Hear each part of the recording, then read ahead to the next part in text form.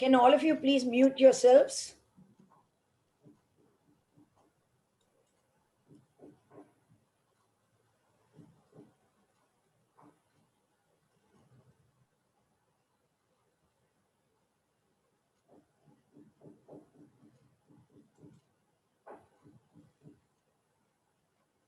Yeah.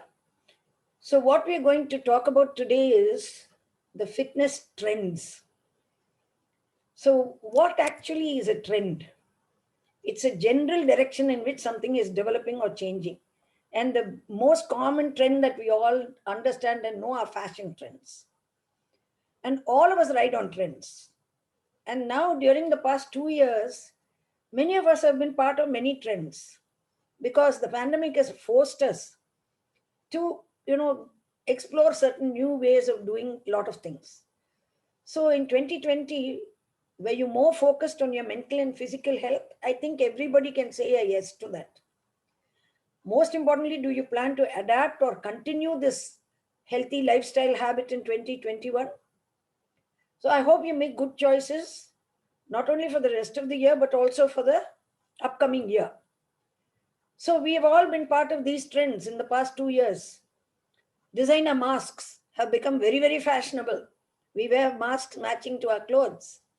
And if you look at most of the current fashion trends, they're all loose garments. Comfort has become the most determining thing. The style is much less, but it's mostly comfort.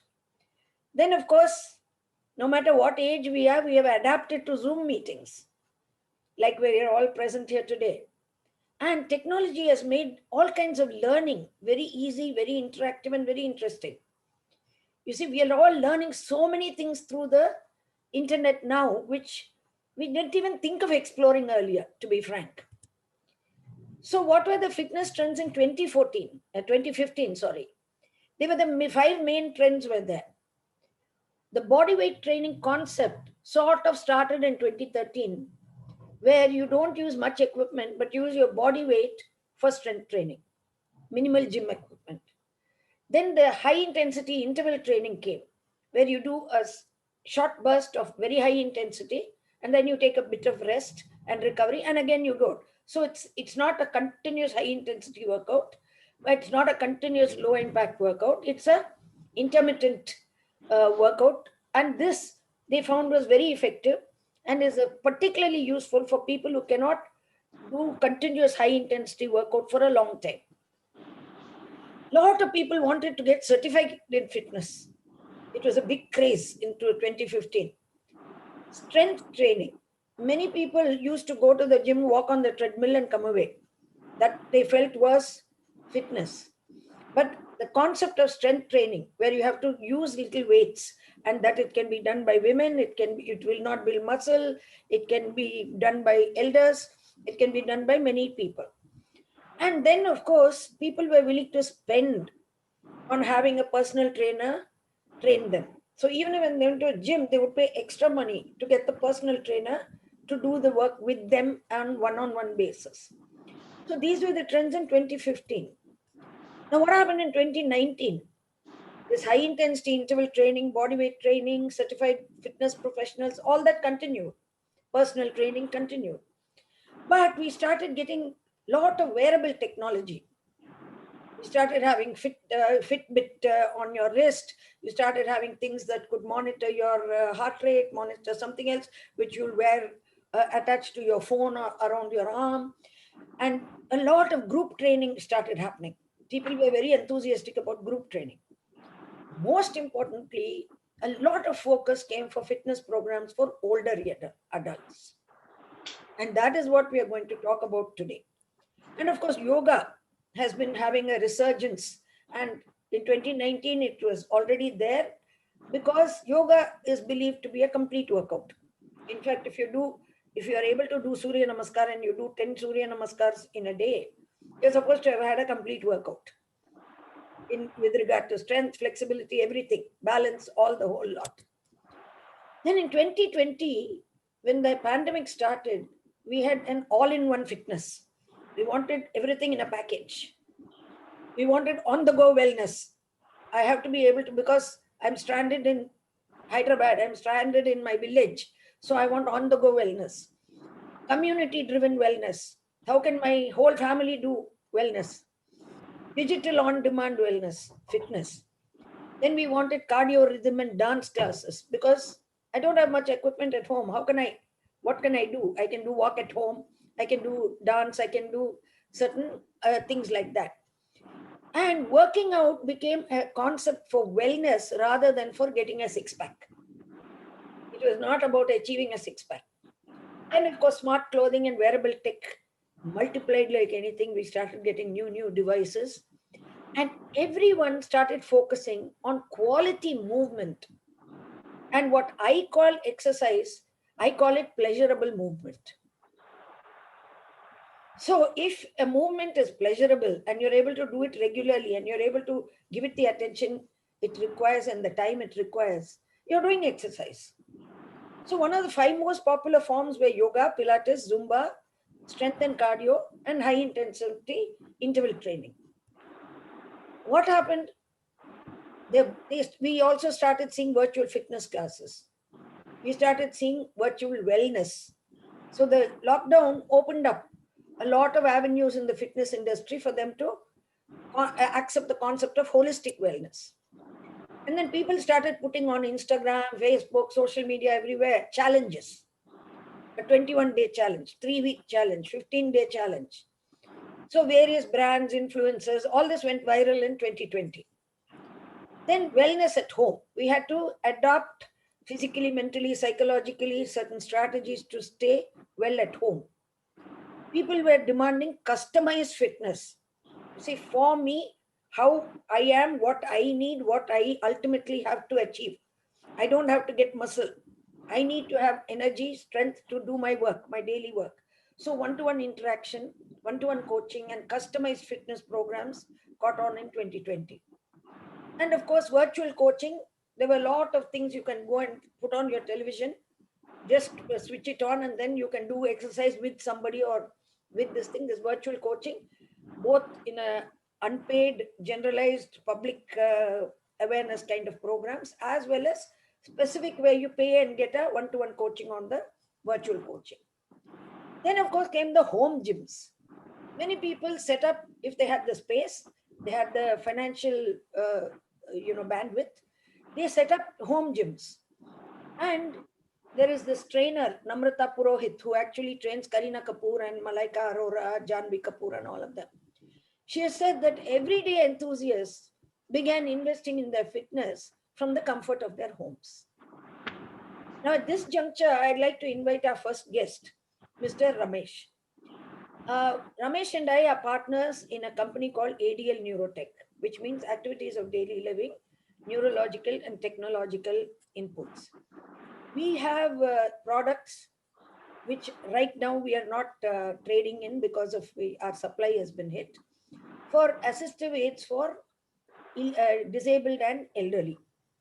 And he is a fitness freak in many ways. He does a lot of very complicated yogas and breathing and his own uh, his own exercise program, etc. So I'm going to ask him to share his advice on why elders need to have the fitness concept. There are slides here which he has to use, so I'm not closing the slide share. So, Mr. Ramesh, please unmute yourself and tell us about this home gym you can carry with you. Hi everybody, I am Ramesh. I was doing yoga for more than 20 years. I was going to the shala and I used to go to the gym twice a week or so. I used to keep myself fit. But basically what happened last year after the pandemic, everything came to a standstill. So I was really stranded as to how to go about with my fitness program. And here, last year I found out a very fantastic product. This is called an anchor point training, which comes in a package like this, which you can do at your place, at your workplace or your office, or when you travel. See, basically, the advantage of this as a senior citizen, what I would suggest is for regular senior citizen, if you are going to tell them to take up your gym or weight training, or they get really worked up whether at this age whether they'll be able to do the weight training or the treadmill, or you do the yoga where they are scared whether they'll be able to stretch at this age. So for all these things, this is a remedy where this helps a senior person in not only it helps in so many ways. Like for example, it helps them in the neuromuscular this thing where your reaction time or your coordination time is improved, then your mobility, then your audio fitness, then your balance, because which helps a person basically from falling. So these are all the type of movements which you can do here. And this will be very useful for people who are regular gym goers, whether irrespective of age, to because of the pandemic, they can use this package at their house. And for people who are personal trainers, they can carry this to train their people, their clients. And on top of it, this is basically useful for physiotherapists, who can, because of the many people are not now visiting the physiotherapist for this fear of pandemic. So this can be carried to the client's place, which doesn't require any place. This can be fitted on any door like this, and they can do the physio rehab activities. So I would certainly recommend people who wants to, instead of going to the gym, to carry something like this, which will be very useful for them. And for any further enquiries, you can contact either me or Dr. Prithika Chary with regard to this. Thank you very much. Thank you, Mr. Ramesh. Actually, this has been started by one Chris Severs. And what he says is this, he calls this neuro cross training. And it incorporates the two trends which are very, very relevant today of body weight training and mind body training. And he says it improves training with resistance on your feet, and it helps prevent falls. It helps work on the metabolism of the person. And he says it's a high intensity, steady state cardio.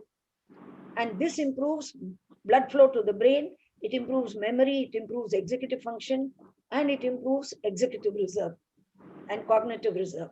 So, just it's a gym in a bag, as it were, and it costs about 20,000 rupees.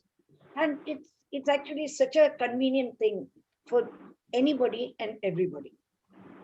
Mr. Ramesh has another engagement, and if he needs to leave, he can leave whenever he wants to. Thank you, Thanks Mr. a lot, Ramesh. Doc. Thank you for coming. So, the other trend that started in the pandemic were outdoor workouts. Now, what people did was they got fed up of having to work out in the home itself and their inability to go to the gym. So, they started working out with the mandatory distancing, social distancing, etc. And they evolved a lot of an array of workouts, like you can see in this picture. This is actually so beautiful the way they are doing this. They've got the gaps between the tables and they're working out together.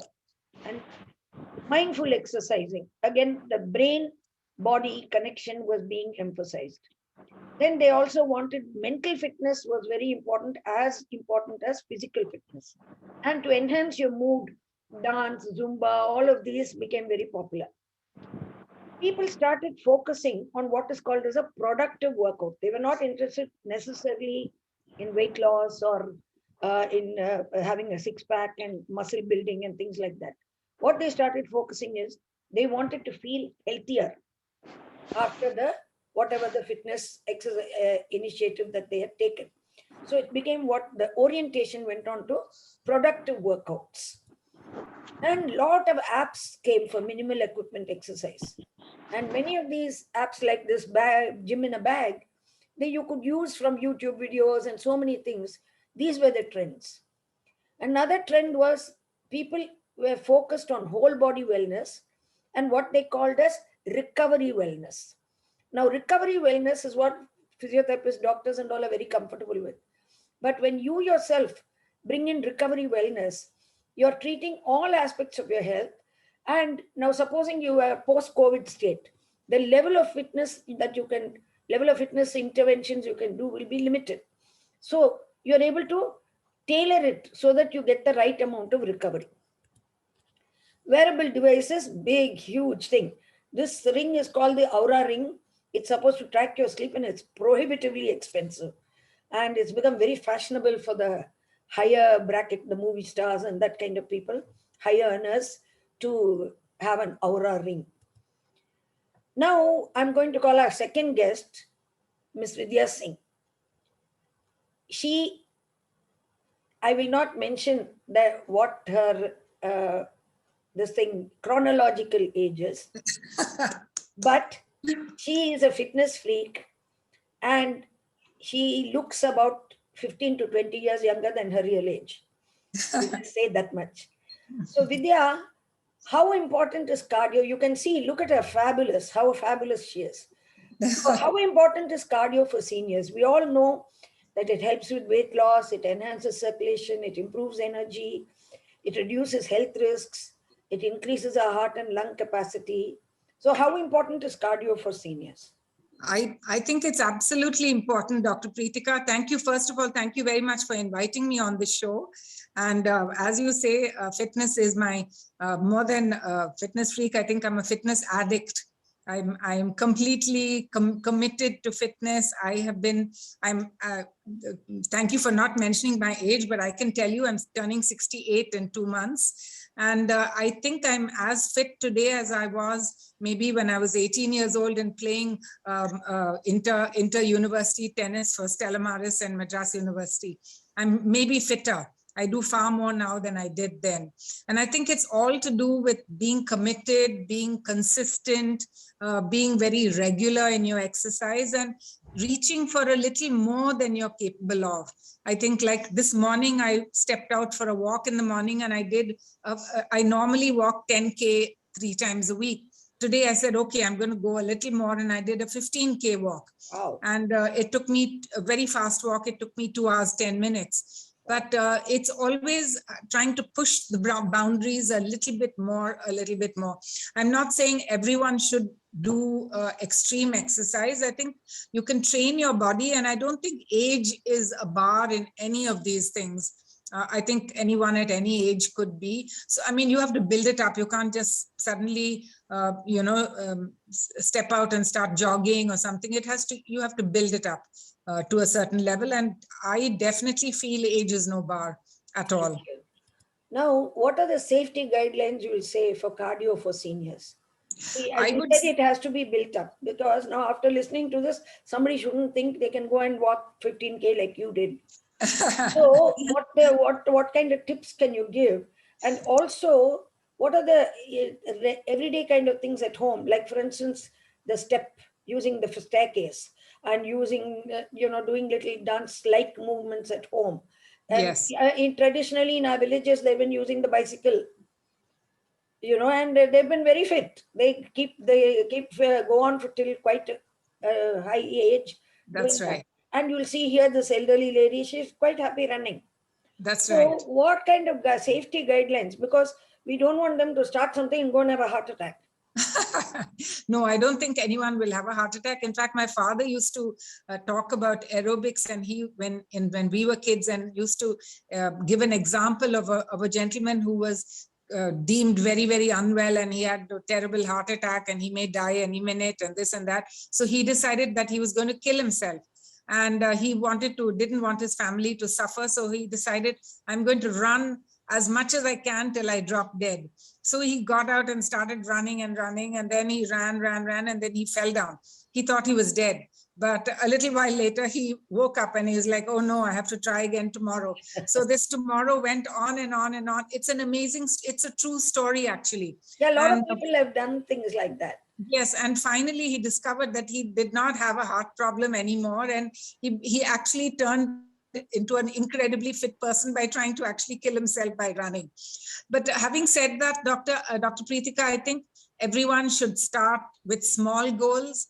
have a little start with maybe walking a kilometer, walking a little bit, walking 15 minutes, 20 minutes every week, add a little bit. Maybe when you reach your goal distance, you can walk a little, increase the speed a little bit. Walking is probably the most natural movement for a human body. I mean, this is what we were made for. Ever since we turned from apes to human beings, we evolved and we stood up on 2 feet and began to walk. So it is the most natural movement, and there's no harm can ever come to you by going for a walk.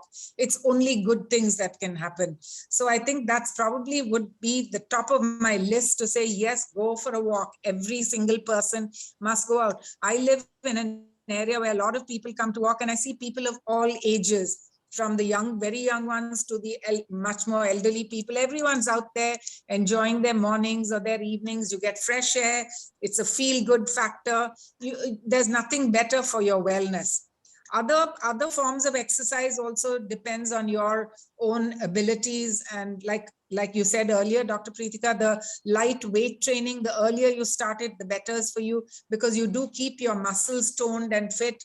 And at any age, you can do a little bit of light weight training. You need initially to learn from a trainer and keep your age and ability in mind. And bicycling, of course, for me, over the last 9 years, it's become a passion. We used to bicycle for picnics and things earlier, but 9 years ago, I began bicycling, and I'm a weekend bicycler. Every Saturday or Sunday, I have a group. Yesterday, we did a 50K bicycle ride. So almost every Saturday, Sunday, we bicycle 50 to 60K. And that's I was not a bicycler that way. I've been cycling from my school days. School days, But exactly. I had a bicycle until I got this cancer rectum, after which they told me I should not ride a bike anymore. Yes. Because of the surgery done there and all that. I used to never take the car or this thing. I used to go take the cycle, and all my shopping nearby, all that, I used to just take the cycle and go off. Such It was fun. no problem of parking, no thing. In fact, Nina Reddy in Savera, when they had those little functions and all that, I Yes, used to take the yes. cycle and go. And they used to That's give me right. the back for parking.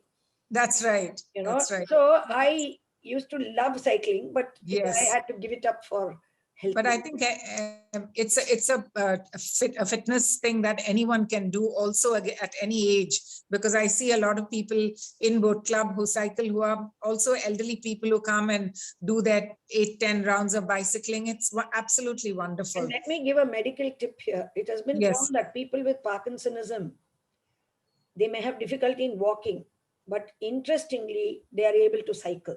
That is incredible. I never knew that, doctor. Yeah, it's a very fantastic discovery, which was made some 10 years ago. And so many Parkinson's patients, Mr. Paul Raj, you can start cycling. That's right. You'll Start with the find that station. cycling comes easily, whereas walking is difficult. Yes, yes. And I think the point is in all of this, Dr. Prithika, is that everyone should just be active. Exactly. Like if you see a flight of stairs, as you said earlier, climb the stairs. Don't just use the lift and go upstairs. My point is, even if you have to hold the banister, climb slowly, Yes. stop and go, Yes. try it, Yes. do it. Yes, I so agree with that, because the more we keep active, the more our bones and joints stay fluid, and your movements become easy. There are, these are all incredible benefits which are good for your health for the rest of your life. I mean, one could get hit by a bus crossing the road, so we have no idea how long we're going to live. But as long as we live, we should be fit and strong and well. In fact, healthy aging is remaining independent as long as possible. Absolutely. For well all said. your activities of daily living. Yes. That is Very healthy well. aging. That is absolutely right. Yeah. And the other thing, thank you so much for inspiring my community with your you're a role model. Oh, thank you, Doc. Thank you. And I would be grateful if you can just stay for a little while if you don't have any other engagement. Absolutely pleasure. It's an absolute pleasure. Fine. Now, the other trend I told you was the mind-body connection thing. So when we started our digital journey in October 2020, we recognized the fact that people during the pandemic are really struggling about the how to tap into their own body's potential, not only to heal, but to handle all this stress and all this chaos. So people have become interested, therefore, in combining the exercise with mental relaxation and relieving stress. So what we initiated this Be Your Best with Dr. Prithika Chary. And the idea is, we all know today scientifically that you can rewire your brain and you can improve your mindset. You do that, you get a better health outcome. You are able to lead a balanced, happy life. And like physical fitness, if you're physically fit and you fall sick, you recover better. Absolutely. Like that, enhanced, I call it stress hardiness. So if you're mentally and physically strong and emotionally strong, whatever, when life happens to you and it hits you in the face, you're able to have the resilience, you're able to pick yourself up. And so in our Be Your Best with Dr. Prithika Chary and all our activities, all our webinars, all our Insta lives, everything, the whole orientation is about developing a growth mindset, improving outcome after life or health challenge, so that you have the best quality of life you can achieve with whatever limitations you may have. Now see, I had a cancerectomy in December 2016. I still have some limitations due to some of the radiation complications, but I make that into something very small. I blur all that. What I blur is, what I focus on is the joy, the activity, this thing. What more can I do mentally, physically, emotionally? How many people can I help? So that is what all this thing was born from. I had to learn how to handle digital stuff in the past 2 years. I'm still a work in progress. I make a lot of blunders. Sometimes I connect, I disconnect, I cut off people, all kinds of things I do. But I think even my community has become very tolerant with me because they're also going through this journey with me. And so it's been a lot of fun and I really enjoy doing this. And so we are also able to contribute to your physical fitness initiatives through mind body connection, because there is a spirit, mind, brain, body, immune system link. So if all this link is kept very stable and healthy, your immunity will be excellent. And no virus, nothing can come and attack you or affect you. And even if it does, your recovery will be very good and very fast. Because if you look at physical fitness, it includes breathing, it includes muscle building, it includes cardio, heart strengthening, it includes a lot of these. Another big fad during 2021 was many video games, you sit in the sofa and play, no? They started having these active video games where you're getting up and you have to jump together with the whatever is happening on the video. This is okay for the younger people, but apparently they're having a lot of fun doing this. And last but not least, we had the solo fitness. Many of us, once all these conditions were laid, we said, okay, I'll take a bicycle and go and cycle alone somewhere for some time. Or you play golf. Or surfing caught on in the Western. Even in India, in Chennai, we have a surfing center of Mahabalipuram. Even there, surfing caught on because you just surf alone. You're not near anybody, no. So you're fulfilling the social distancing norms, etc. So now we come to our third guest of the day, Dr. David. Sorry, I made that mistake by it's a typo. He is an elder care physiotherapist. He runs an elder care physiotherapy center in Ananagar.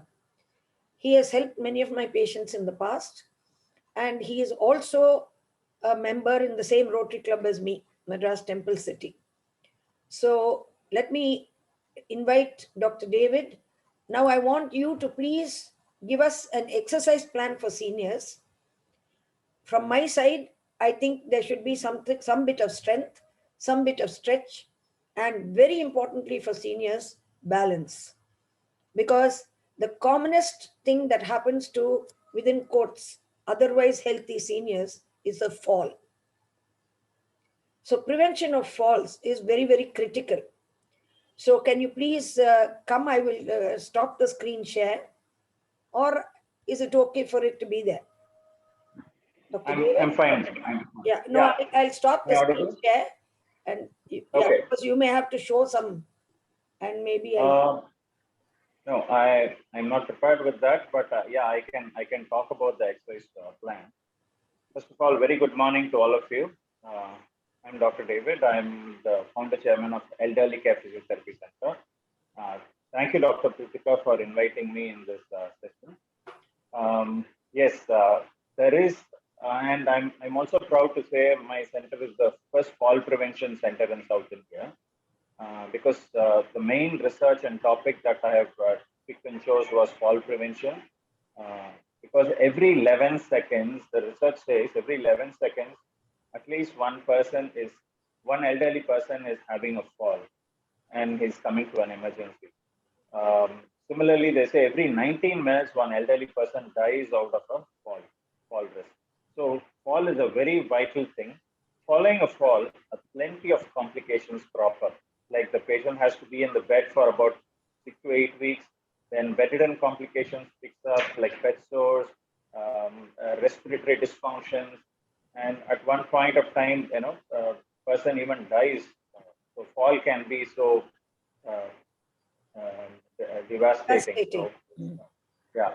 So, fall prevention can be identified at a very early phase of life. So, okay, let's talk about the first as we are getting older, how to identify that. There is a simple technique. Just keep both the legs together and keep your eyes closed for a minute. If somebody is able to complete it successfully without much of sway and unsteadiness, that means your balance system is very good. Okay, this is a very simple home exercise that every elderly person has to try it every day or at least once a week. They should try and practice it. This is one thing. Okay, before get into the exercises protocol, let me talk about the benefits of exercise. Exercise doesn't benefit only the physical well-being. Okay, it also improves your memory, mental strength. Okay, you think better when you exercise better. Of course, your sleep gets much better. I see a lot of my patients complain that they are not able to sleep properly as they grow older and older. The main reason is uh, this one neurotransmitter called endorphin release, which if it is not happening properly in our system, then definitely we may feel more sick and tired, sluggish most of the time. So the best way to improve the endorphin release is exercise. So that's the very key and important factor that everyone should do some amount of at least 15 to 20 minutes to start with, basic exercises which can help to release the endorphin. And what are the basic aim of doing the exercise? Okay, first is improving your balance. Balance is the most important thing as a person grows old. Secondly, muscle strength is very important, especially when the lower limb muscle strength goes low. That can cause a lot of risk of falling down. Then person finds it difficult to even stand and walk to take care of his daily needs. So uh, strength training is equally important. Then flexibility, as doctor said, the stretches and everything comes under that flexibility. So if you stretch each and every single muscle in your body, you will feel flexible, you will feel more energetic, and you'll be able to do all your activities of daily living with ease. Then the fourth one is functional activity training. What do you mean by functional activity? Functional, like all your day-to-day activities, like self-care, your daily course of activity, walking indoor and outdoors, climbing stairs up and down, um, all your banking activities, your recreation, everything comes under that. So I wish these are the four things are very key important factor. The first comes your balance training, then your strength training exercises, flexibility exercises, and your functional activity training. Okay, as we get into those exercises, can I get into the details of the exercise talk, or Yes, will sure, it be sure. I too want you elaborate? to actually give a simple exercise plan, and later then Oh, you okay, can give your contact details in the chat if sure. anybody wants to follow it up. And are you doing online trainings? Yes, we do. Okay, fine. So if anybody wants to reach out to you, they can after that. So Okay. please Uh, give a simple yeah. plan which will work for most people. Yes. Yes. Let me start with the balance training protocol. See, balance is not just a person who is if he's able to be like, even if the patient is bedridden, he can start doing the balance exercises. Start with the sitting balance. Like, patients who are bedridden, we make them sit up and try to sit erect without slouching. If you are able to sit erect without slouching for a minute or two, that means you are upright. You should sit upright without any back support. That is very important. That helps your anti-gravity muscles a lot. So always, whenever you watch your TV, television, or when you're reading books or whatever, try to sit upright. Okay, that's very important thing. That will enhance your sitting balance training. Similarly, as you try to stand up, try to stand without any support. In fact, you should not be resting against the bed or supporting onto a chair. Like, try to keep both the feet closer and try to stand for a minute. That's the basic standing balance training. All these comes under static balance, either your sitting balance or your standing balance without much of movement, called as static balance training. These are very basic exercises. And when it comes to the dynamic balance training, like when you try to hold on to a chair in standing position and swing the leg. You try to swing the right leg for 10 repetitions, forward to backward, as if you're swinging the leg from forward to backward, as if you're kicking a ball, right? Like that you can do for 10 repetitions. And swinging the legs sideways, like inward and outward, from like left side to the right side and right side to the left side, like a pendulum, right? That is again another very good exercises. Holding on to a chair. Then holding on to a chair, you can do a spot marching. There are a list of chair exercises. Like spot marching is a very good exercise. You can do it for 2 to 3 minutes in a day, spot marches. And after your spot marches, you can try to gradually withdraw the support of the chair slowly, or have 3-finger support, then 2-finger support onto the chair, then a single finger support onto the chair, and slowly withdraw the support from the chair and try to do the spot marches. And standing on one leg is another important balance training exercises. You fold one leg and try to stand on left leg first to start with. Then try to hold it for about 10 to 30 seconds.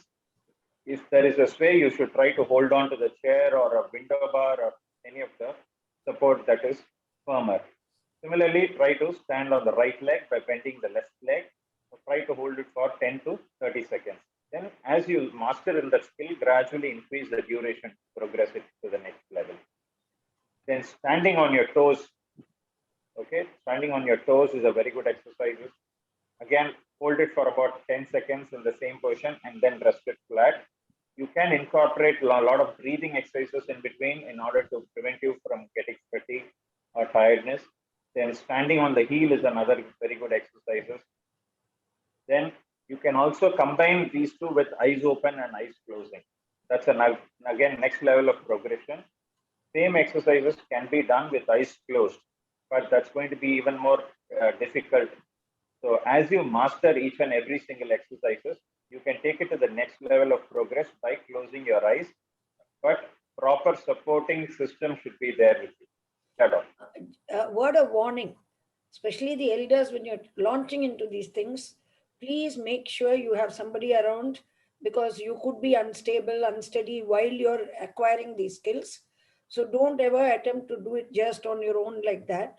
And that is why it is important, if or to have some support nearby, so that if you do sort of wobble, you're able to hold on and you don't go and fall because of the exercise which is meant to prevent you from falling. That should not be a That's true. yeah. That's okay. Sorry to have Then no, perfect.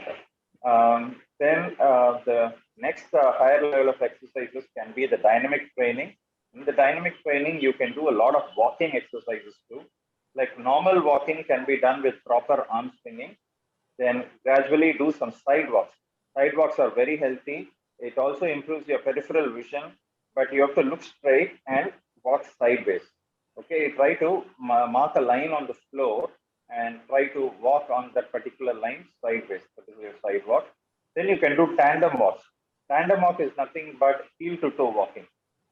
Again, this in the same straight line, you can place like one toe to the next heel should be in Pada contact. Like Pradakshina of the temple. yeah, Adi Pradashnam or Pada Pradashnam, what you do it in the temple is the exact concept of the same exercises. So that helps to narrow down your base of support and improve your center of gravity. So that becomes a very good balance task for the individual. So you can do the tandem walking exercises. Similarly, same forward tandem can be done as a reverse tandem. But those are all little complex exercises. So I would generally advise if there is a railing support or a wall support on the side, or somebody should be there with you as you practice all these exercises. Same forward walking. Similarly, you can come backward also. So you start with normal walking with arms swinging, then your side walking, forward walk, then backward walk, forward tandem, and backward tandem. Then the next important is, as when you cross a road, you have to look to both the sides, right? Similarly, as you walk straight, you can turn your head to the right and then to your left, but you have to walk straight. This is again a very good exercises to improve your balance. As you come back, you can look up and look down, but you should be walking straight, but you have to keep looking up and looking down. These are all very good dynamic balance training exercises. Let me interrupt at this juncture. This head turning and head up and down thing is actually, see, when we look and we walk, we have what is known as the vision and the proprioception, which is the nervous impulses coming from the feeling of the joints position and all that, feeding into the brain. When we do this up and down and all that, we are removing the visual element to some extent and seeing if we can improve our proprioception. So that's the idea behind this, walking straight and looking up and down. And we need both visual inputs and proprioceptive inputs in order for us to maintain a proper balance, particularly when we are moving. I'm just bringing the neurology of it. Okay, so these are all the concepts or the exercises which are involved in balance training. Now I'll get into the strength training protocol. See, when it comes to the strength training, my basic principle that you all have to understand is always restrict. You start with very, very minimal weights and try to retain the minimum weight itself. You don't have to go to a higher kgs. So start with half a kg or 1 kg, and maximum you can progress it up to 2 to 3, not beyond that. But what you can do is you can increase the number of repetitions as we master each and every skill. Okay, a simple dumbbell or a Tera band, exercise resisted band, or a Tera tube, or these kind of simple gadgets, or the one which doctor showed. These are all very useful and a healthy tool to enhance your body muscle strength. Okay, when you improve the strength or tone up your muscle, it brings in a lot of changes in your day-to-day activities, starting from your not only your musculoskeletal system, your digestive system, your activities of daily living. You will see a very big difference in the flexibility of your activities too. So strength training is very important because as a person grows old, the muscle wasting, the muscle weakness happens, and it leads to muscle wasting. The muscle starts shrinking in its size. So in order to overcome all this, we need to tone up the muscle. We need to tone up the muscle only by strengthening. Okay. So how you strengthen? You can use a simple 1 kg dumbbell starting from your shoulder musculatures to biceps, triceps, your brachioradialis, every single muscle of your arm, forearm, your wrist and fingers.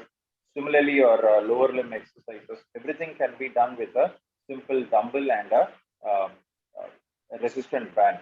Like you can, for the upper limbs, mostly a dumbbell will be of great help. Or you tie a resistant band against a window bar or any of the bar or a cot leg. You can tie it up and you can do a lot of strengthening exercises. This is a dumbbell which I've had with me from my pre-university days.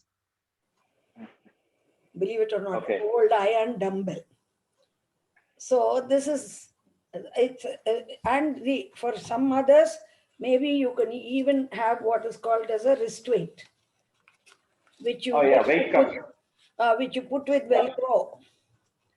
Like that, it holds, and then it increases the effort that you have to use for doing whatever you need to do. Sorry. Weight can be used for the upper limbs as well as the lower limbs. You can tie it up and you can do a lot of bending exercises, stretching exercises. All those will enhance your muscle strength.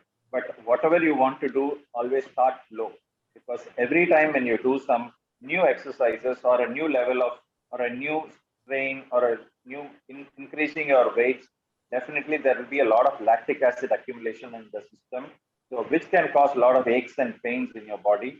So don't get demotivated by the aches and pains. Those are all good pain that your body has to get. That means you're doing the exercises correctly. Okay, the pain should not be abnormal, but you will feel a dull ache in the muscle for the next 24 to 48 hours. So whatever you want to do with the dumbbell or stretching elastic bands or weight cuffs, do it slowly and progress it very gently. Start with 5 repetitions a day. Okay, people who have just started with weight training, start with 5 reps once a day, then gradually make it up 7 or 10 reps, and then gradually progress it. And always one key important thing is start with very minimal weights like half a kg to 1 kg and progress up to 3 to 4 maximum, not more than 4. I know that That is more than enough. David is giving a lot of inputs which you all cannot probably process entirely. He is giving the whole range, but don't worry about it, because he's just explaining to you the width of how it is, and most importantly is, please pay attention to the precautions he's telling you when you start balance or strength or whatever. So start low, keep going steadily, go slow, start low, but go steady, baby steps every day and gradually progressive. So be very, very cautious. And like I told you, we don't want you to fall. Oh, no. Okay, right. Right. Um, these Or are hurt protocols for yourself, or hurt yourself in any other way. yeah, injury prevention is very important. So make sure that you don't let the benefits be slow. Whatever aim or exercise you want to achieve and gain the benefit, let it be slow. Doesn't matter, but don't overdo things and injure yourself. That can lead to a lot more problems, and it will delay your progress pattern too. So the next one would be the flexibility exercise. This is very, very important because flexibility will keep you very independent and active all your life. See, your life will be more satisfied only if you are independent till we live in this world. So flexibility is very important. If something falls down, we should be in a position to pick it up and use it by our own instead of a third person's help or nursing assistant or some other help should not be required for our day-to-day activities. So how to keep ourselves flexible? Starting from the head to the toes, there are plenty of exercises which can be done within 10 to 15 minutes. These are flexibility exercises, very simple and basic ones. I can just teach you in glimpse. Start from your eyeball movement, like closing the eyes tightly and opening it. Okay, all flexibility exercises can be done with a little faster also, doesn't matter. Close your eyes tightly and open it up. Then look up. You should not lift your head up. Just lift your eyeball movement should look up, look down, look to your right, and look to your left. Maybe I'll just remove the glasses. Look up, look down, look to your right, look to your left. Then try to rotate it clockwise, then counterclockwise. If you do this simple exercises, your eyes will get refreshed, and with your hands you can close your eyes for a few seconds and then open up. You don't have to keep it tight like this. Just normal closing of your eyes, and you place your hand against it. Don't need to press it, but just hold it for a few seconds and then release. Definitely, you will feel a lot of relief because every time when you blink, tears just flow into it, and your eyes becomes refreshed. Yeah, you can use both the hands. Sorry, I'm holding the phone on the other hand. So you can use both the hands to do this. It's a very good exercises to refresh your eyes. Especially, I also tell my kids as they keep looking into the Zoom classes and the mobile games all the time. So they have to refresh their eyes, which is very good and simple exercises. And do a lot of breathing exercises. Most of the time, the breathing exercise is what is ignored because we breathe all the time, 24 by 7, so we take it for granted. But I think the COVID has taught us a lot of exercises in a very tough way. Breathing is very, very important. Try to do some deep breathing exercises. There is something called deep diaphragmatic breathing exercises. I can teach you about that. Now, all of you can try. Take a deep breath All through of your you nose. open your videos so you can see and he can also see you. Okay, now take a deep breath through your nose and try to hold it for 5 counts. 1, 2, 3, 4, 5. And open your mouth, purse your lips and release.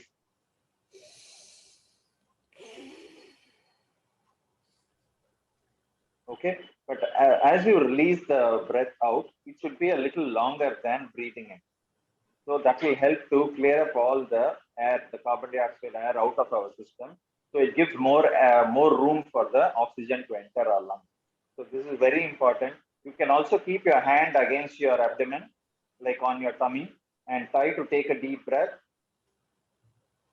As you take a deep breath in, your stomach should go inside. It's not like a balloon where the stomach comes out. Okay, when you take a deep breath, your stomach has to go inside and hold it for 5 counts. And as you release it through the mouth, the stomach has to come out. But in yogic breathing, isn't it the reverse? It is the reverse. Yes. In deep diaphragmatic breathing, this is the pattern. Whereas in yoga, it's just the opposite way of doing it. There is a difference always between thoraco-abdominal to abdominal-thoracic breathing. Okay, this is a deep diaphragmatic breathing exercise. Then forced expiratory technique of that. Forcefully blow out the air through the nose. Like sniffing. Sniffing, you try to forcefully clear your nose. These are all very good tips that you can keep practicing in between the exercise. Actually, there are some breathing exercises which we use for techniques which we use for children, to teach children. We tell them, you inhale as if you're smelling a flower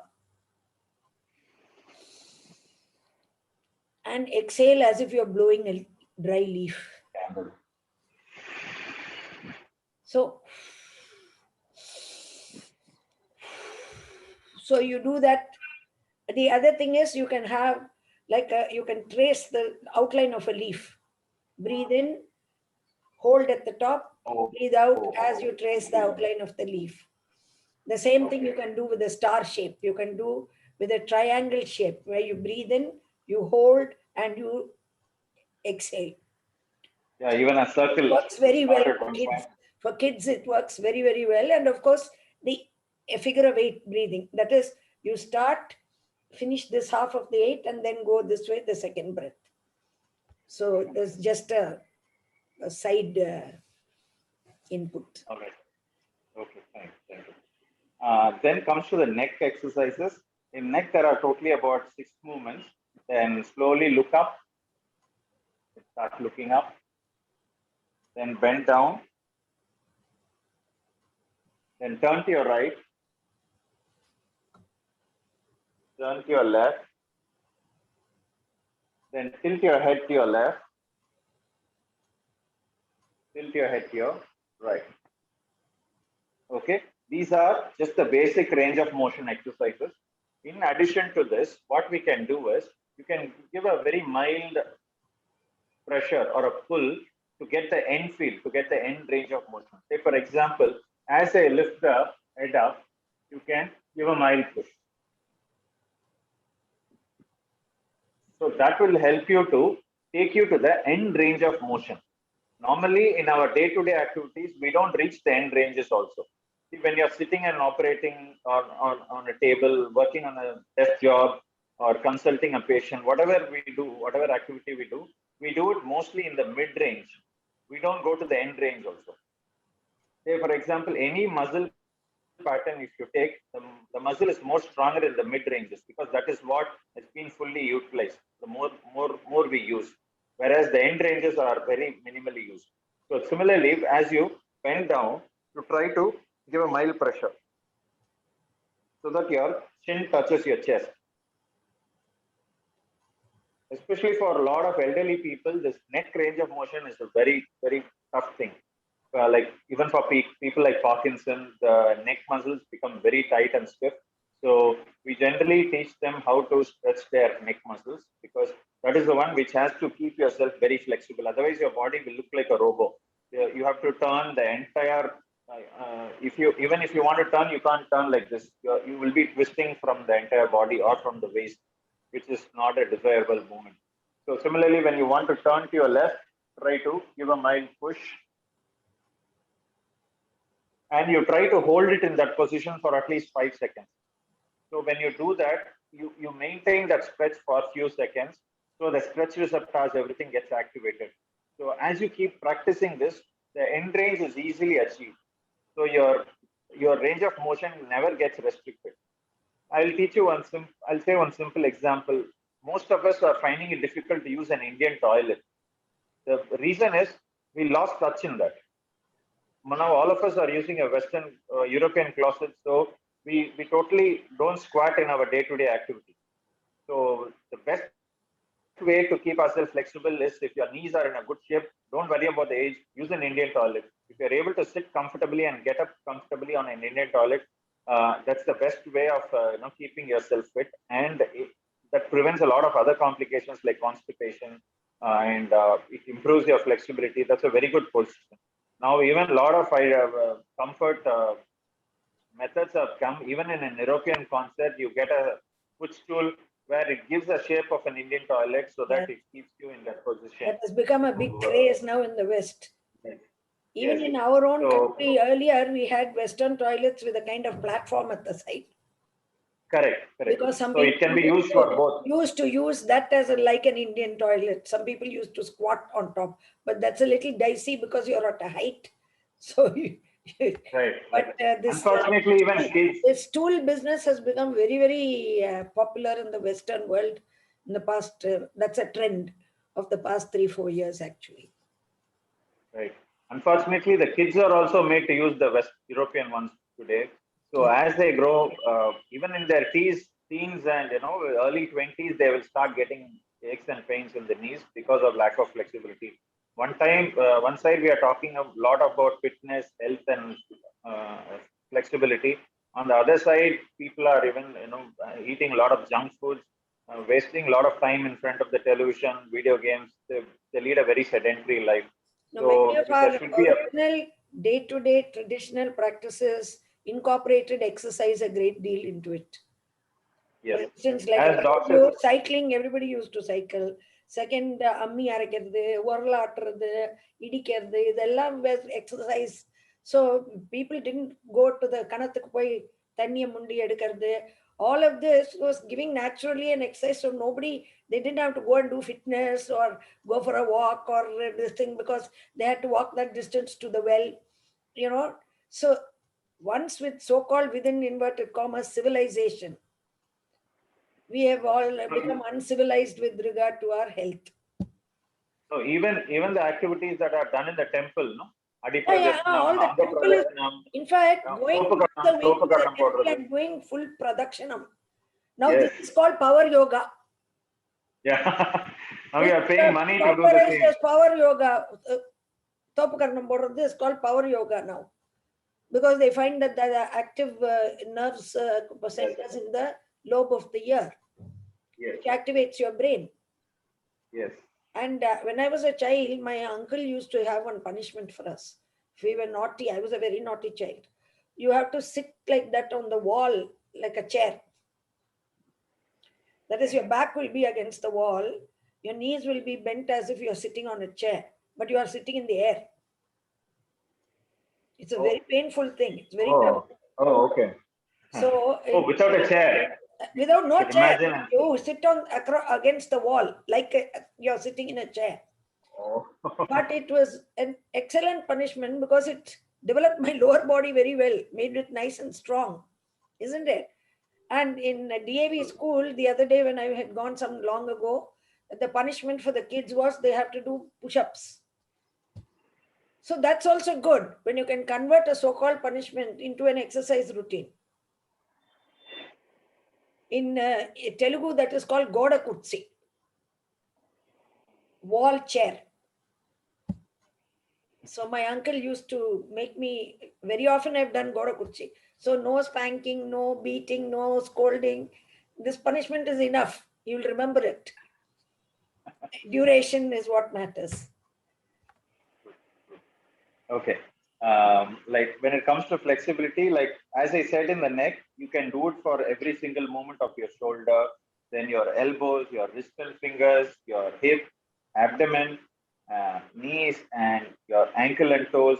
Like that, you choose every single joint and you can make the joint.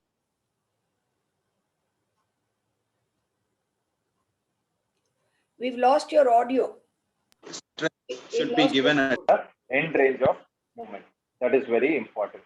So the Then philosophy is move every single joint in your body. At yes, least 5 times, 5 reps. So whether yes, five it's your times. fingers or your wrist or your elbows or whatever, move every joint in your body. Every joint. Minimum 5 reps once a day.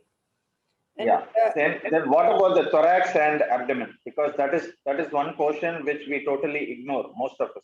The thoracic movement or the chest expansion movement are very, very important. Now, during the COVID times, it has picked up so much. There's a lot of concentration and importance for the chest expansion exercises and the thoracic mobility exercises. So you should incorporate breathing along with this chest expansion exercises. So how to do those chest expansion exercises? Try to wing your shoulders backward or try to lift both the arms up and try to take a deep breath. As you take a deep breath, your chest expands, your rib cage expands. There are two kind of movements. One is pump handle movement and bucket handle movement. I don't want to go too technical into that, but it moves like a bucket handle. You've seen a bucket handle, right? How it moves from one end to the other end. Similarly, how do you pump water pump? How do you press against it? So this is how the rib cage flexibility moves. So there are muscles which are called intercostal muscles, which are connecting the ribs. So these intercostal muscles also has strength. So that has to expand fully and compress, expand and compress. So this mobility is very, very important. So that helps the lung also to expand fully. Because since we keep our shoulders closed, either we work with the laptop or with the system most of the day, we keep our shoulders very much shrugged and tight close to our body. So in order to expand it, there's a lot of outward movements. Like you try to reach out to as much as possible on both the sides. Try to pick up things from behind. Try to scratch your back. Try to wipe the back, and you can do a lot of activities in order to expand your chest muscles. So your chest expansion and your thoracic movements are very, very important. in my workshops, I do a thing for the same, which follows, which actually creates the same effect. I say, stand up, throw your arms in the air, lean back, and say, life is wonderful. And then do this, life is wonderful. So that does the same thing. It brings your chest down and expands the chest. And when you do this, when you lean forward, I say, this thing, inhale. I mean, inhale when you throw your arms out. Life is wonderful. And then exhale when you come down. So it makes it fun. When people get little fed up, when you give it as an exercise thing, most people, after a while, they don't want to do it. And here you're also boosting your Mind. emotion, your mind. You're saying life is wonderful. It's an affirmation. Yes. And secondly, the abdominal exercises. A lot of the contraindications also says as a person grows old, you should not do too much of crunches. But say if you are healthy and if you are hale and healthy and if you don't have much of back issues, I would say age is not a bar. You can keep doing crunches as much as possible. But if you want to try doing crunches, you want to start doing it, always start very minimally. Instead of taking your head up against your legs, you can the other way you lie flat on the bed and try to lift the legs up a little, just about 5 to 10 degrees away from the ground. You start with one leg, and if you're comfortable enough, you can lift both the legs up. People with problems like hernia and stuff should avoid all this. But normal individuals, if you don't have any much of back issue and abdomen issues, I would definitely suggest you to try and do this, Here because again, this I is have a a word of warning. Please check with your doctor before starting any kind of exercise intervention. Always. yes. And the important exercise that needs to be avoided is called isometric exercises. Okay, what is that isometric? Any exercises where you hold your breath for more than 5 to 10 seconds. So if you are holding your breath beyond a point, then definitely the hypertensive people, people with high blood pressure, can increase the risk of making it worse. So that is the only important thing that you need to have it in mind. So when you are doing some breath holding techniques, have a watch on it. Don't exert yourself too much on that as we grow older. No, That's not the only only thing that. that you If you're looking at a pranayama from the video, from the TV and all the pranayamas may not be suitable for you. So please be very cautious, because a lot of pranayama, the concept of pranayama is control of breath. So control of breath includes control of the amount of inspiration, amount of expiration, amount of holding, the sequence and the frequency of all that. So be very, very careful just getting it from the YouTube or this thing and adopting a pranayama.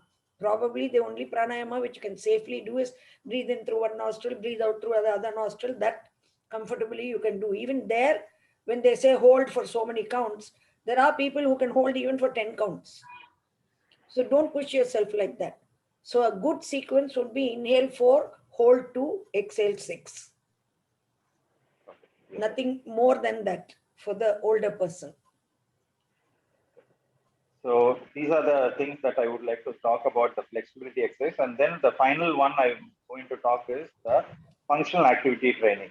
Functional activity training is not something great, but doing your daily course of activity, like all your day-to-day activities, like how you get up from the bed. If you have problem in getting up from lying position, you try keep practicing that till you master that. Like if you're a person who is not able to get up upright, then use always it's better to turn to one side and get up. There is always a easy method to get up. Some a lot of elders keep complaining that they can't sit on a low sofa or a low chair. The reason is they don't get a balance to push their body up and get up. But there is a simple technique. See, there's something called pelvic scooting, where you move your butt forward up to the edge of the seat and try to pull both the legs closer to your body. By doing that, you are narrowing your base of support. When you narrow your base of support, your body becomes more lighter, and that will help you to propel yourself easily higher. See, why the rocket is pointed upward is because it has to go against the gravity. So when you want to shoot up against the gravity from sitting position to higher position, so you have to shrink yourself. From lying position, you can't directly stand up. It becomes very difficult. That's why we sit up first. And from sitting, if you want to stand up, you narrow your base of support. So move your butt forward from even a low seat and pull both the legs closer to the chair. And you can easily even get up without supporting the sofa or armrest. Without even the support of the armrest, you can easily get up even from a low sofa. Can you wind up in another 2-3 minutes, please? Yes, I'm done. So these are the four things which I would like to say. In functional activity training, basically what you have to do is, as doctor said, if you see a flight of stairs, you please climb up instead of using the lift. Try to climb up. Try to keep yourself very active. Uh, Try to use an Indian toilet. Try to go to sleep on time. Nutrition is another important thing that you need to have it in mind, because exercise and nutrition go hand in hand. So both are equally important. So try to have a proper nutrition. For elderly people, it's good to have a healthy fiber-rich food is very important, which prevents them from constipation. So these are the exercises. As I will go through a recap. First is balance training. Then I spoke about strength training. Then the flexibility exercise, all the stretches, everything comes in that flexibility exercises. Then the last one is the functional activity training. So these are the four exercises. Exercise that has to be avoided is more of crunches and a lot of isometric exercises. These are the two things which are very important that you need to avoid. Then finally, I would like to conclude with one particular term: use your abilities. If you are hale and healthy, don't take it for granted. Okay, don't say that you are healthy, you're fine, so you don't have to do exercise. So exercise is something which is keeping you active and alive all your life. So try to do a lot of exercises. Try to get more of a release of serotonins and endorphins, which will help you to keep your mind and body very active. See, I'm treating a lot of patients who are bedridden. We give something called cranial electrotherapy stimulation. That's called CES. We give those on the earplugs, which helps to release those serotonins and endorphins. Once these endorphin releases, they get a lot more happier and they get motivated for exercise. So that's how we bring a bedridden patient to sit up. Then from sitting up, what are the possible exercises? We are encouraging them to stand up, then getting up from walking, moving around. So it's a big process. So that these are techniques that are used for bedridden patients. So when we are hale and healthy, I would request all of you to be very active and useful to the society. And doctor, thank you so much for giving me this Thank you. opportunity. Thank you very much for giving Thanks a us lot. so much information. Now, I want to tell all of you, don't get too bewildered because he gave a lot of information. This whole thing is being recorded. We will convert it into a YouTube and put it free in the public arena for a YouTube stream. So anytime you want, you can go to the YouTube and listen to it again and again till you are able to understand whatever you want to take out of this. Since he made a reference to the happy chemicals, let me tell you, we have four happy chemicals. One is called dopamine. Now, dopamine is actually something that helps us to, it's called the reward. It's the reward neurotransmitter. So when we get the benefit of exercise, for instance, we enjoy the benefit of feeling good after exercise. That is your dopamine in action. So the more exercise you do, the more dopamine you'll release. And dopamine is deficient in Parkinson's. So we give you L-Dopa to increase the dopamine. Do exercise. That's why we emphasize that exercise is good for people with Parkinson's. Also, exercise pushes a substance called BDNF, which is brain-derived neurotropic factor, which actually nurtures and grows new nerve cells. It takes care of the nerve cells and it also grows. So exercise releases BDNF. When you have high levels of BDNF, you feel good. So emotionally also you feel good. So this is the spirit, mind, brain, body connection I'm talking about. The second happy chemical is serotonin. That is a mood chemical. So when you help somebody, you get a helper's high. You feel good. When you do something which is satisfying to you, your self-esteem, your self-confidence, all of these, serotonin is what is responsible for making you feel the way you do. Serotonin is deficient in depressed people. And some of the medications that we give for treating depression actually work on increasing serotonin levels in the brain. The third happy chemical is oxytocin. It is not a neurotransmitter, it is actually a hormone. It is produced from the back part of the pituitary gland, which is the master gland of the endocrine system. And oxytocin levels will increase with any activity which is responsible for social bonding. So when a mother lactates a baby, when she suckles the infant, when she holds the baby close, when you hold your hands with your friend, when you give your friend a hug, when you hold hands with your loved one, during sex, during orgasm, and in general, in an atmosphere where you're supported by people who love you and cherish you, your oxytocin levels can be kept high. Now, if you have a boss who's always scolding his employee, you'll find that that employee's oxytocin levels drop. So oxytocin gives you this social nurturing environment kind of thing. It's for social bonding. Last but not least is the endorphins. Now, endorphins were discovered accidentally. Why they are called endorphins is because they are morphine-like. Now, morphine is used for treating pain. They found, you see, in the brain, there are things called receptors into which a chemical or this thing goes and sits and then creates the effect. Now, if there is a receptor, that receptor has a job to do. So they found that when they gave morphine, this morphine used to go and sit inside this receptor. Till then, this receptor didn't have a name. Then they said, okay, it's morphine-like, so it's endorphin. And they found that in the body we have endorphins, which are acting like morphine and so help us limit the pain. Now, one thing about pain is physical pain is only part of the picture.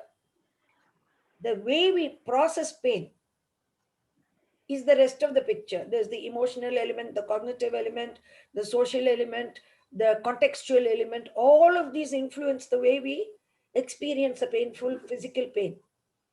So a child, for instance, in the presence of the mother may feel pain more. So they may cry more. Whereas when the mother is not there, they may not feel they may not react to the pain so much. So things like that, there's a lot of other elements. And endorphin helps in balancing all those elements also when we go through anything which is painful. And the brain areas for emotional pain overlap and are very similar to the same areas for physical pain. So, which is why when you are emotionally upset, sometimes you feel a tightness in the chest. And emotions are expressed in the body. Heat maps have shown us that emotions are expressed in the body. So, when you feel unwell or you don't feel good, you feel a tightness in your chest. When you're scared, you feel this butterflies in your tummy kind of thing. So, all of this is a very complex this thing. Because he made a reference to happy chemicals, I always try to educate my community on some brain related stuff if it is relevant to whatever we are talking about.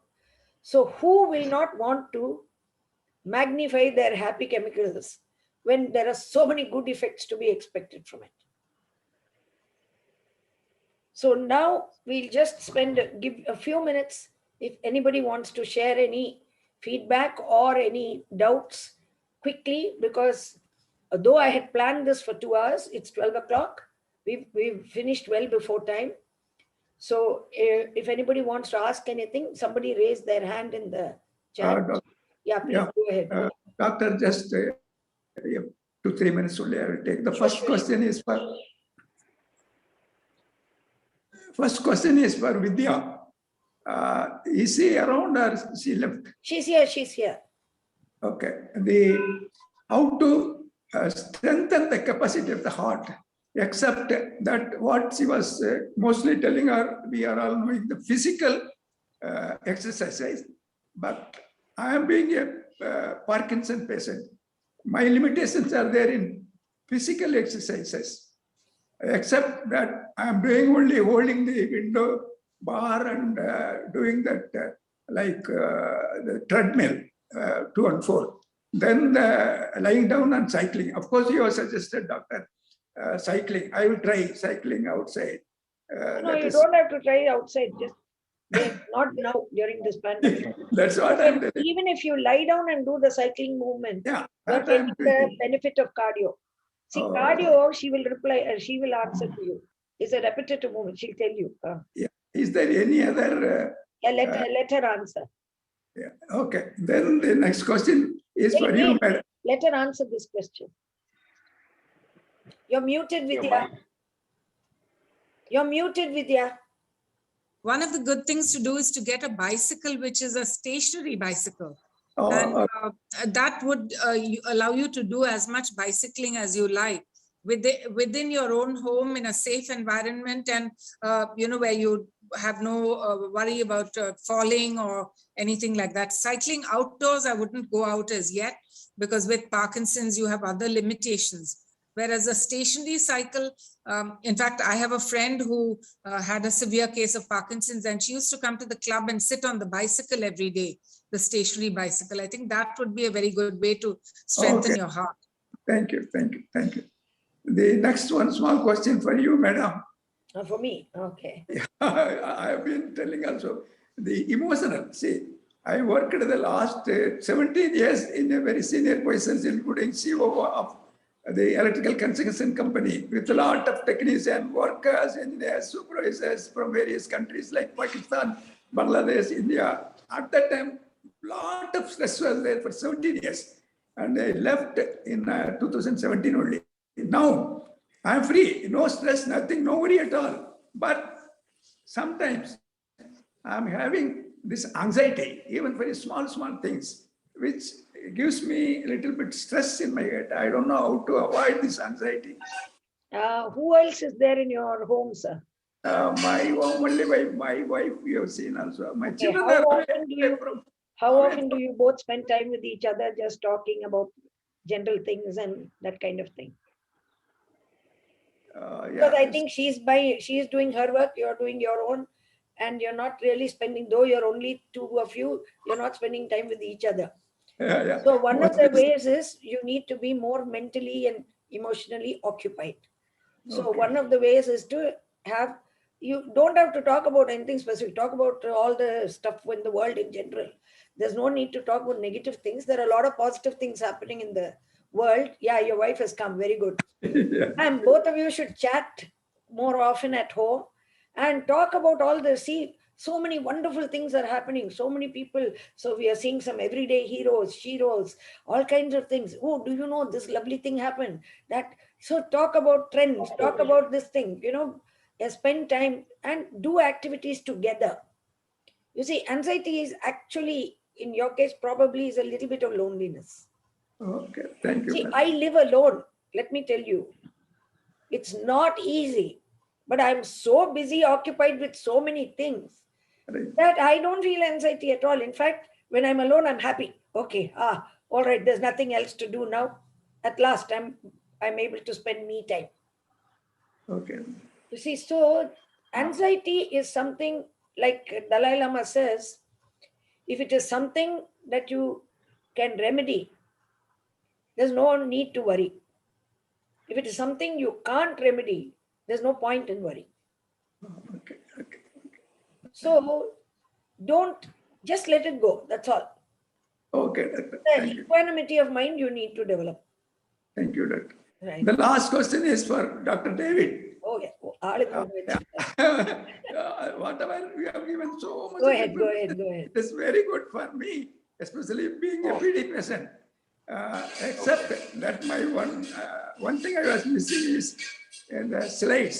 If the things were put in slides, it would have been better for me. I couldn't follow some of your words. No, no, that's why I said, Dr. David, Yeah, I think if you want, I will arrange a separate presentation okay, with doctor. Dr. David Especially, with slides so that yeah. you can see it, and we'll record it, and we will also make sure we circulate it to you people, Thank because you. you are a Creative Karma Virtual Yeah. Club members. You are all entitled to all these special benefits, which I may come up with from time to time in addition to whatever else commitments we have given you. So this is Yeah. the idea of this club. Okay, And I have closed the membership as of 15th June, because right now I have 18 members, because I want to take care of you people well. And I'm opening the membership. I may open it Diwali. Now people are demanding to join. I Yeah. may give a Diwali opening, or I was planning after 6 months work with you, I'll open in January for new members. Thank you. Because I don't want to have 100 members whom I cannot service properly. You're all committed. You have all trusted me. So I will do my best for you. Thank you, doctor. Right. I have an answer. Yeah. Can I speak? Sure. Yeah. Sir, since you are talking about anxiety issues, I will give you one simple example of one of my patients. How anxiety can cause a trouble in the sense, if my time for that patient is at 10 a.m. in the morning means, if I don't go at 10, she will come out of the house and she'll she'll be waiting outside her house, checking what time, whether I came or not. It's that much of anxiety. And if she forgets to take a sleeping pill in the night, she will get up middle of the night, and just to take the pill, she will keep alarm and she'll get up middle of the night and she'll take a sleeping pill, and then she tries to go. So the anxiety can cause so much of issues. What I did to her was, there's something called cranial osteopathy. There is a technique by holding the head of the patient, and which will help to do some cranial movements. It's all hands-on movements, very safe, which will help to release your anxiety level and your stress level. It's a very good technique that will help to de-stress a person, basically. So especially for Parkinson patients, the the fascia, the neck, and the upper back coming to the cranium head will become very tight. So if you loosen up that and keep it at ease, so that itself will reduce your anxiety level to a very big extent. Thank you. Yeah. Anyone else? Okay, I will just share my screen again. I've got just the last two slides to tell you what our programs for the rest of July are, just information.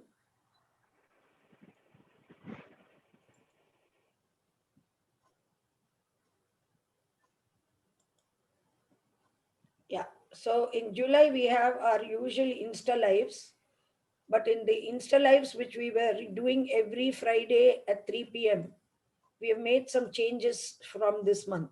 We have started interviewing people in the Insta live. So, and naturally the day and time changes depending upon the guest. So last week we had a lady who's focused on women's leadership. So we discussed women's leadership in today's world on the 1st of July. On the 10th of July, it is a Saturday, 6 p.m. We are talking to Ms. Shaini Surendran, who's a clinical nutritionist, on why healthy fats matter. Now, why am I focused on fats? Because the brain is one of the fattest organs in the body. It requires fat for it to be healthy. But what we are doing is we think fats are bad. All fats are bad. And we are eating low fat diets, which are actually harming your brain. You may lose fat in the body, but it will harm your brain. And we're going to mention 5 fats you need not fear. So we'll be talking on the difference between the trans fats and this fat and that fat and all these good fat, bad fat, all that. On Friday the 16th, I'm doing a talk on setting healthy boundaries. How in our lives we have to learn how to say no. Otherwise, everybody will sit on top of you, especially if you are very dedicated. They'll manipulate you, they'll squeeze you, they'll milk you to the maximum. On Sunday the 18th, we are having at 3 p.m. we are having a webinar. The 3 p.m. time is because many of the Creative Karma Virtual Club members requested that time. That is going to be on health guidelines from ancient wisdom. So what I'm going to be taking is from the Bhagavad Gita, from the Tao, from the Ichi, from various Wabi Sabi, all these kind of various ancient Chinese and Japanese and Indian wisdom texts. There are a lot of guidelines, health guidelines for us to have this mind-brain-body connection. So we are going to be discussing that with certain books, where No Mud, No Lotus by this thing by a Buddhist monk. All that is what we are going to be discussing. That is free for the Creative Karma Virtual Club members, but for outsiders it is $199. Then on Friday the 23rd, you will be getting the information on these from time to time. Our Insta Live is on Living Purposefully. Please understand, all the Insta Lives, they're totally free. On Sunday the 25th is our last Sunday of the month, group coaching, brain circuits in health and disease, how to develop a growth mindset. This is free for Creative Karma Virtual Club members. It's $199 for non-members. And the last Friday Insta Live of the month is the power of small actions. We underestimate the power of small actions. We think we have to do something very big if we want to bring about changes in our lives. So my Insta Lives are usually, they run from half an hour to maximum 1 hour. And after I finish them, they are always saved in the IGTV. So if you are unable to attend at that time, you can always look at it in IGTV. So I thank all the guests who I invited for, first of all, accepting my invitation at short notice and giving us such valuable inputs. Vidya, thank you so much for being there right up to the end. David, thank you so much for giving us such valuable inputs. And I hope the community has actually appreciated all this. Would any of you in the community like to give us some feedback on what you felt the whole morning was like? especially because it will be good for the guests to know that all their efforts, whether you all enjoyed it or not. Would all of you like to unmute yourselves and talk?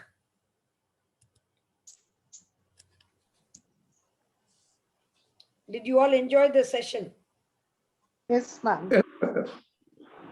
Okay.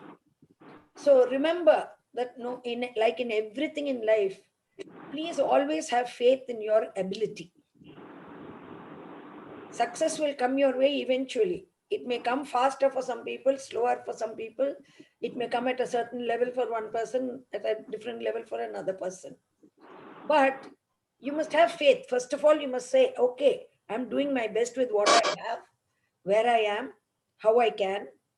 And that's definitely going to produce some result. But the trick is that you have to do a little bit every day. You do little bit for your health, little bit for your wealth, little bit for your growth mindset, little bit for improving a relationship around you. And you'll find that your life actually becomes quite miraculous and magically will change. So thank you all so much for spending your Sunday morning with me, and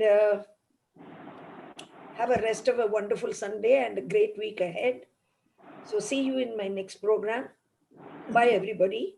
Bye. Bye David. Bye Namaste, Vidya. namaskar. Namaskar. Vidya Thank and you. David, Thank you. would you like to tell us a little bit on how you felt that this kind of activity is all about? I think it's wonderful, Dr. Prithika, because you're sharing so much of knowledge. You've got a lifetime of knowledge. You're sharing it with people. I think it's a wonderful thing that you're doing here. Okay. Because this is the first time, I think, firsthand you are experiencing. Yes, what we are absolutely. doing. I've listened to a few of yours. Thank you, David? Doctor. Thank you for giving me this opportunity, and it's good to meet all of you. And I'm happy Please that put, David, please put your contact details in the chat. I will leave it there for a while. Okay. If anybody okay. wants to I know- contact David for more intensive online training. Honestly speaking, I don't know how to please. do that. I have to do it in the share.